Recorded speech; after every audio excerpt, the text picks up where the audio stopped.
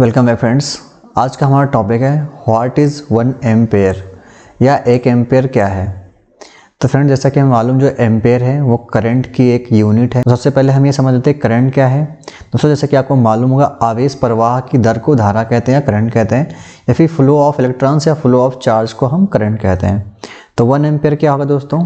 1 ampere of current represents 1 coulomb of electrons moving a past a specific point in 1 second. इसको हम हिंदी में देख लेते हैं। 1 एम्पेयर हमारा क्या है? जब किसी विद्युत परिपथ में 1 सेकेंड में 1 कूलम आवेश प्रवाह होता है तो परिपथ में बहने वाली धारा का मान 1 एम्पेयर होगा। ठीक है दोस्तों, अर्थात जब किसी परिपथ में 1 सेकेंड में 6.25 × 10⁻18 इलेक्ट्रॉन्स का बहाव होता है तो बहने वाली धारा का मान 1 एम्पेयर होता है। इसका फॉर्मूला देख लेते हैं हम। इसका इस तरह से इसका फॉर्मूला बनेगा I = Q/T।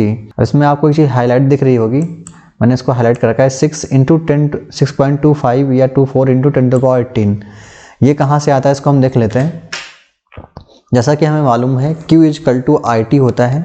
अगर हम इस फॉर्मूले को थोड़ा सा रिफॉर्म करें तो Q = ये इधर चला जाएगा तो हो जाएगा Q = IT। तो इस तरह से हमारा फॉर्मूला निकल के आता है। तो हमारा जो Q होता है उसका मात्रक होता है कूलम। तो अगर Q = RT करते हैं तो हमारा, अगर दोनों की वैल्यू I और T की वैल्यू हम 1 में रख देते हैं, इस तरह से हमारा 1 कूलम निकल के आता है। जैसा कि हमने पढ़ा कि अगर 1 कूलम आवेश प्रवाह होता है तो हमारे परिपथ में बहने वाली धारा का मान 1 एम्पेयर होगा। हमारा 1 इलेक्ट्रॉन पे जो चार्ज होता है वो कितना होता है? 1.6 × 10⁻19 कूलम। अगर हम नंबर ऑफ इलेक्ट्रॉन्स की बात करें तो टोटल चार्ज हो जाएगा अपॉन में चार्ज ऑन 1 इलेक्ट्रॉन। हमारे 1 इलेक्ट्रॉन पे कितना चार्ज है?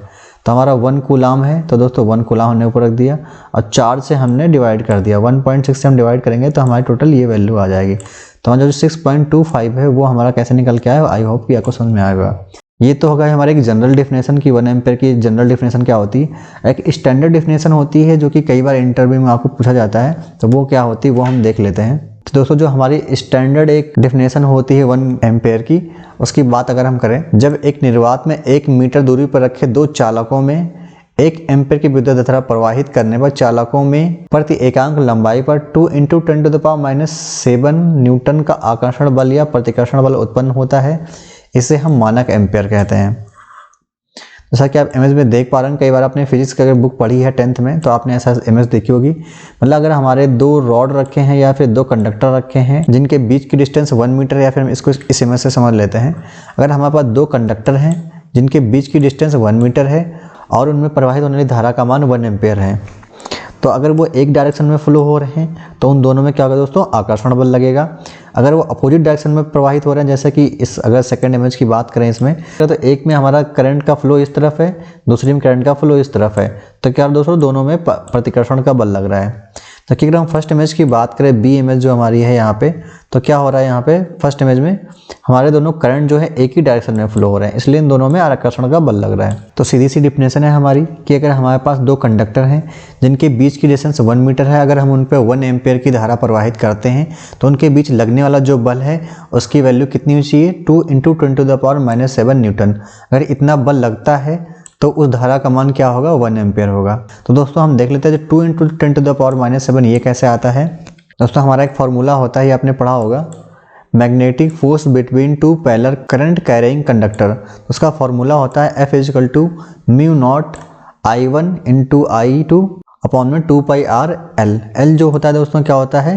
ये कंडक्टर की लंबाई होगी, और जो R होगा दोस्तों ये क्या होगा? इन दोनों के बीच की डिस्टेंस होगी जो कि हमारी 1 मीटर है। और I1 I2 हमको मालूम है 1 हमने 1 एम्पेयर की धारा दोनों में प्रवाहित कर रखी है। अगर इन दोनों की वैल्यू पुट कर दे तो हमारी वैल्यू क्या जाएगी? हमारी μ0 की वैल्यू हमने यहाँ पर लिख रखी है, μ0 की वैल्यू क्या देती है? 4π × 10⁻7 हेनरी। 1 हेनरी पर मीटर इक्वल टू क्या था दोस्तों? 1 न्यूटन पर स्क्वायर एम्पेयर। तो हमने 1 न्यूटन पर स्क्वायर एम्पेयर यहाँ पे लिख लिया है। हमको हेनरी पर मीटर से हमने चेंज करके 1 न्यूटन पर स्क्वायर एम्पेयर लिख लिया है।